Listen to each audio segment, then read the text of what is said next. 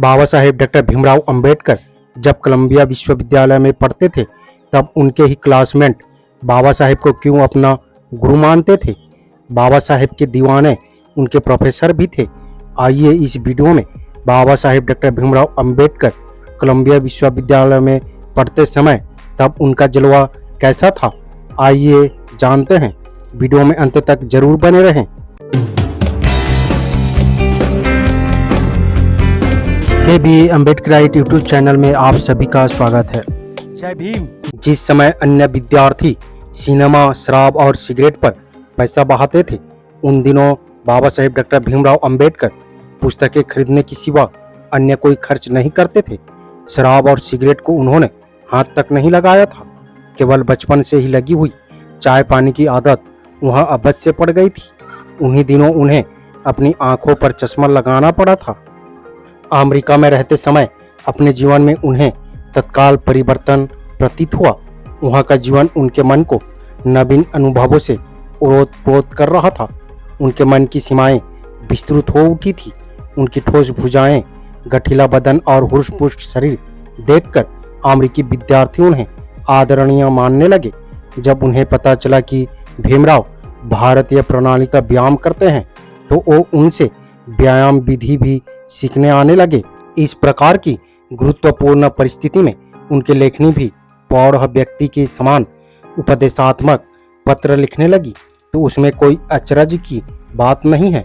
जिम्मेदार नामक व्यक्ति को लिखे गए पत्र में उन्होंने शेक्सपियर के नाटक की कुछ पंक्तियां उद्धृत करते हुए यहाँ दर्शाया कि व्यक्ति के जीवन में अवसरों का समुद्र लहराता है। यदि वह उन अवसरों का सही उपयोग करे तो उस व्यक्ति को गरिमा प्राप्त होती है। सामाजिक बुराइयों का रोग निदान करते हुए वो कहते हैं कि माता पिता अपनी संतान केवल जन्मदाता है और उसके भाग्यदाता नहीं। इस दैवी विधान को हमें तिलांजलि देनी होगी। हमें अपने मन में पक्की गांठ बांध लेनी चाहिए कि संतान का भविष्य माता पिता के हाथ में होता है। बेटों के समान ही अपनी बेटियों को भी लिखाया पढ़ाया जाए तो हमारा विकास तीव्र गति से हो सकता है। ये निश्चय है।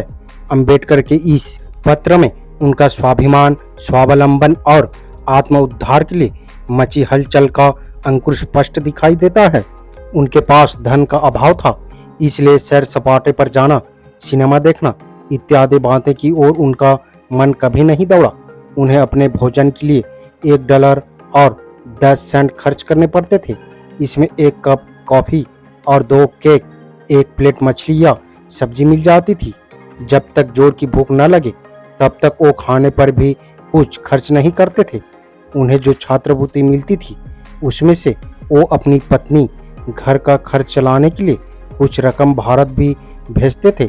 उनके सहपाठियों का एक कथन है कि अंबेडकर ने अपने छात्र जीवन का एक एक क्षण अध्ययन में ही बिताया। बाबा साहेब भीमराव अंबेडकर सन 1913 से 1916 तक न्यूयॉर्क शहर में ही रहे। स्वतंत्रता की देवी का पुतला उस शहर के निकट ही है। मुंबई के एल्फिंस्टन कॉलेज के खुद वातावरण और न्यूयॉर्क के स्वतंत्र प्रिय तथा बंधन रहित जीवन का तुलनात्मक अध्ययन उनका मन अवश्य कर रहा होगा। उन दिनों कोलंबिया विश्वविद्यालय में John Dewey, James Satwell, Edwin Seligman, James Harvey Robinson, Franklin गिज़िड और अलेक्जेंडर गोल्डन बेजर जैसे दिग्गज विद्वान शिक्षा प्रदान करते थे। अमेरिका की विचारधारा से संबंध जीवन पर उन सबका बहुत प्रभाव था। इन महान अध्यापकों के साथ व्यतीत किए गए समय में उन्हें आशावादी और प्रगतिशील तथा व्यापक विचारों की दीक्षा मिलना स्वाभाविक ही था। उन्होंने वहाँ इतिहास, समाजशास्त्र, मानव वंश शास्त्र, तत्वज्ञान, मानव शास्त्र तथा अर्थशास्त्र का अध्ययन संपन्न किया था। जॉन ड्यूई के विचारों की छाप उनकी अनेक पुस्तकों में दृष्टिगोचर होती है। वो कक्षा में अध्ययन करते समय भी जॉन ड्यूई की शैली के अनुकरण करते थे। इनहिलेशन ऑफ कास्ट, जात पात तोड़ने की विषय पर लिखी गई अपनी किताब में उन्होंने स्पष्ट रूप से लिखा, जॉन ड्यूई मेरे अध्यापक थे। मैंने उनसे बहुत कुछ सीखा है। सन 1939 के 20 अक्टूबर को जन ड्यूई ने अपने 80वें जन्म दिवस के उपलक्ष्य में जनतंत्र शासन पर एक महत्वपूर्ण लेख लिखकर अपने विद्यार्थियों को संदेश के रूप में प्रस्तुत किया था। इस समारोह में डॉक्टर अंबेडकर स्वयं उपस्थित न रह सके, किंतु इस लेख के प्रतिलिपि बनाकर उसे उन्होंने विशेष रूप से अपने पास संभाल कर रखा था। लेकिन अपने जिस प्राध्यापक के साथ उन्होंने भारत लौटने पर भी पत्र व्यवहार बनाए रखा, वो थे डॉक्टर सेलिग्नम। जब वो सिरिन होम में प्राध्यापक थे, तब उन्होंने अपने कुछ विद्यार्थियों को भी डॉक्टर सेलिग्नम के पास भेजा था। वो अमेरिका में अध्ययन करते समय भी भारतीय समस्याओं पर विचार किया करते थे। उनके पठित निबंध और प्रस्तुत किए गए प्रबंधों का भारत से गहरा संबंध होता था।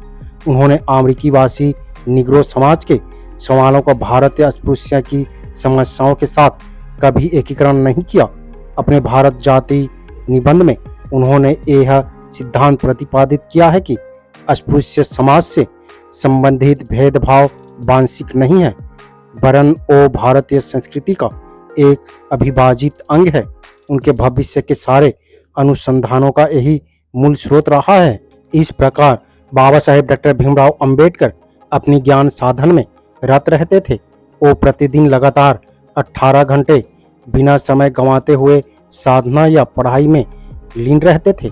सन 1915 में उन्होंने administration and finance of east India company विषय पर अपना शोध प्रबंध प्रस्तुत कर एमए की उपाधि प्राप्त की थी। इन दिनों a nation dividend of India a historical and analytics study विषय पर भी शोध कार्य कर रहे थे। उन्होंने ये शोध प्रबंध सन 1916 में कोलंबिया विश्वविद्यालय को विचारार्थ प्रस्तुत किया और इसे सन 1925 में लंदन की पी.एस. किंग एंड कंपनी में the evolution of provincial finance in British India नाम से प्रकाशित किया। बाद में कोलंबिया विश्वविद्यालय ने उन्हें पीएचडी की उपाधि से विभूषित किया। इसी समय सन 1916 में द गोल्डन बोजर ने मानव शास्त्र पर एक परिचर्चा का आयोजन किया था। इस परिसंवाद में भीमराव अंबेडकर ने caste India their mechanism genesis and development नामक निबंध मई 1916 को पढ़ा था। केवल 3 वर्षों में डॉक्टर अंबेडकर ने अमेरिका में जो काम कर दिखाया, उस विद्वता की ऊंची उड़ान और ज्ञान की महान प्रगति की प्राप्ति अपना आदर प्रकट करने के लिए विश्वविद्यालय के कला विभाग के प्राध्यापकों और विद्यार्थियों ने उनका सत्कार किया। सन 1917 तक उन्होंने जो उपाधियां प्राप्त की, उनमें से उनके अत्यधिक ज्ञान की उपलब्धियों की धरोहर और वो अपने साथ ले आए थे। इस प्रकार बाबा साहेब डॉक्टर भीमराव अंबेडकर कोलंबिया विश्वविद्यालय में 3 साल रहकर वहां जो ज्ञान अर्जन किया, भारत में आकर भारत का संविधान निर्माता बना। वीडियो आपको कैसा लगा अपने राय कमेंट बॉक्स में जरूर दें। वीडियो अगर पसंद आया हो तो लाइक करना ना भूलें। उम्मीद करता हूँ वीडियो को समझ गए होंगे। अगर समझ गए हैं तो अपने परिवारजनों को, दोस्तों को, मूल्य राशि SC ST OBC Bahujan Samaj को शेयर जरूर करें ताकि उन्हें भी पता चल सके, जानकारी हो सके। मेरा आप सभी बहुजन समाज मूल्य राशि अम्बेडकरवादियों से अपील है, हम अपने समाज को जागरूक करने के लिए बहुत मेहनत करते हैं और अम्बेडकर विचारधारा वाले वीडियो को लाते रहते हैं। आपकी एक सब्सक्राइब हमारे हौसले को बुलंद कर हमें दोगुनी हौसला प्रदान करता है, मजबूत करता है।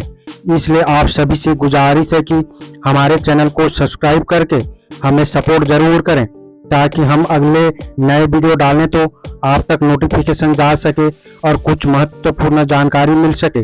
धन्यवाद। जय भीम, जय संविधान, जय मूल्य राशि।